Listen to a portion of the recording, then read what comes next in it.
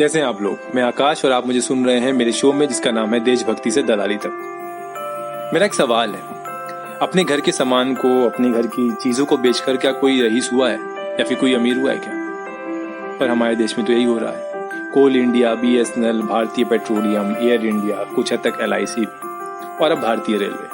मतलब जहां जहां इंडिया और भारत लिखा हो वो सब बेच दो। Rail, road, metro, solar, defence, mines, water conservation, ये सारी की सारी चीजें कुछ हद तक प्राइवेटाइज कर दी गई। अब आपका सवाल होगा कि प्राइवेटाइजेशन का मतलब बेचना नहीं होता, और इससे तो काफी कंपटीशन भी आता है, चीजें सस्ती होती हैं, सर्विस अच्छी होती है। बिल्कुल सही सोच है आपकी, पर मसला यह है कि प्राइवेटाइज करने की इनके जो पीछे की मंशा है वो जनता को फायदा पहुंचाना और अच्छी सर्विस देना नहीं है, बल्कि किसी विशेष ग्रुप, किसी विशेष इंडिविजुअल, किसी विशेष कंपनी को फायदा पहुंचाना है। सवाल यह है कि सारी की सारी सरकारी कंपनीज अचानक से बिकने कैसे लगती हैं, और इससे बड़ा सवाल यह है कि खरीद कौन रहा इन्हें। तो इसका जवाब देने से पहले आइए समझते हैं गौतम अडानी के बारे में। 2014 में बीजेपी को अडानी ने कैंपेन के लिए अपनी हवाई जहाज दी। अब मोदी जी की जिम्मेदारी बनती है कि अडानी जी की दोस्ती निभाएं, क्योंकि दोनों ने साथ मिलकर शोले फिल्म देखी होगी, ये दोस्ती हम नहीं तोड़ेंगे। तो दोस्ती की अद्भुत मिसाल देते हुए अडानी की जो संपत्ति थी सितंबर 2013 में वो करीब 14,000 करोड़ थी। 7 से 8 महीने बाद मई 2014 में ये हो जाती है 42,000 करोड़। फिर 2020 में ये हो जाती है 1,10,000 करोड़। अब आपके सवाल की बात की जाए कि इन्हें खरीद कौन रहा है, तो जितने भी सड़कें हैं, जितनी भी रेल लाइंस हैं, जितने भी पावर सेक्टर हैं, इनमें वही कंपनी आएगी जो सरकार के तलवे चाटेगी, और फंड लेते वक्त सरकार इनके। तो ये चाटने और चटवाने का काम तो बहुत पुराना है। पर अगर ये कंपनी सरकारी बनी रही तो इसमें सरकार को कोई फायदा नहीं होगा, ना ही किसी पॉलिटिकल पार्टी को कोई फायदा होगा जनता को। और सरकार कुछ इनसे फायदा लेने के लिए कुछ घोटाले करती है तो CAG है, PAC है, parliamentary account committee, controller auditor general, ये रिपोर्ट बनेगी इनकी इन पे जांच होगी, इनकी रिपोर्ट बनेगी, ये रिपोर्ट जाएगी पार्लियामेंट में सवाल उठेंगे और ये वहां पे कपड़े उतर जाएंगे इनके। तो ऐसा करते हैं कि टेक्नोलॉजी अपग्रेडेशन और लॉस दिखाकर चीजों को प्राइवेटाइज कर देते हैं, और प्राइवेट कंपनीज की तो जांच होती नहीं है, और हम इनसे इलेक्शन में वोट और सरकार बनाने के लिए विधायक खरीदने के लिए फंड लेते रहेंगे। तो ये कुछ इस तरह सरकार काम कर रही है। अब हम समझते हैं कि सरकारी कंपनीज या सरकारी संस्थाएं हमारे लिए क्यों जरूरी है। इस कोविड महामारी के दौर में हम सरकारी अस्पताल क्यों खोज रहे हैं?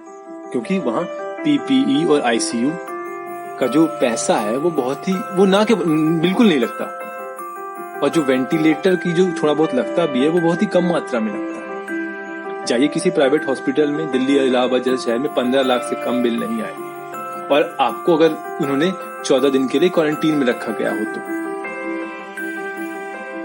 पर हमारे रेलवे मंत्रालय ने क्वारंटीन स्पेस कम होने की वजह से कोचेस को ही क्वारंटीन सेंटर में बदल दिया। क्या कोई प्राइवेट सेक्टर ये करता? और अगर करता भी तो क्या आप अफोर्ड कर पाते? जनाब, बिल चुकाते कपड़े बिक जाते, क्योंकि प्राइवेट सेक्टर कोई सोशल सर्विस नहीं कर रहा है, और ना ही वो कोई धर्मात्मा है। वो मुनाफा कमाने के लिए बैठी है, वो गिद्ध की तरह आपको नोच खाएगी। मैक्स हॉस्पिटल के बारे में तो सुना ही होगा ना, कोविड टेस्ट के लिए वो कितना ले रहा था। लेकिन आजादी के बाद से भारत सोशल जस्टिस के फॉर्मूले पर, उसकी फिलॉसफी पर काम कर रहा है, जिसका मतलब है जो मूलभूत चीजें हैं जो जिंदगी के लिए जरूरी हैं वो मुहैया कराई जाए, ताकि आप डिग्निफाइड लाइफ जी सको। हमारा देश डेमोक्रेटिक स्टेट है, यहाँ लोग सरकार चुनते हैं, आप सरकार चुनते हैं, और सरकार की जिम्मेदारी बनती है इसलिए कि हमें चीजें यहाँ के सोशल इंडेक्स और सोशल स्ट्रक्चर को देखकर मुहैया कराया जाए, ना कि आत्मनिर्भर का लॉलीपॉप देकर कहा जाए अब इसे चूसो। और अपने भक्तों को कुछ और दिया जाए चूसने को। हालांकि चूसने की भी अपनी अपनी चॉइसेस। क्योंकि हम रेलवे की बात कर रहे हैं तो कुछ हद तक फैक्ट्स एंड फिगर बताता हूँ। 51 ट्रेन, 51 जो ट्रेन हैं और 109 रूट वो प्राइवेटाइज कर दिए गए हैं। ऊपर नीचे हो सकता है, आप देख लीजिएगा अगर आप अखबार पढ़ते हो तो।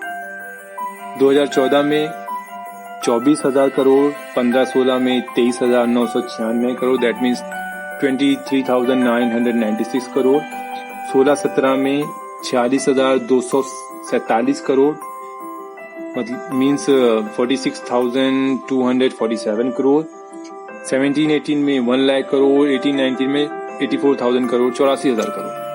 तो इतना पैसा इन्होंने सरकारी कंपनीज को बेचकर कमाए हैं। हालांकि ये कमाई तो नहीं है, इसके पीछे के षड्यंत्र को हम समझते हैं आसान शब्दों में।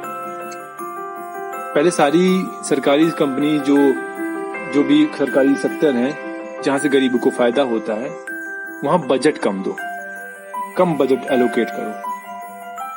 बजट कम होने की वजह से उनकी हालत हो जाएगी खस्ता।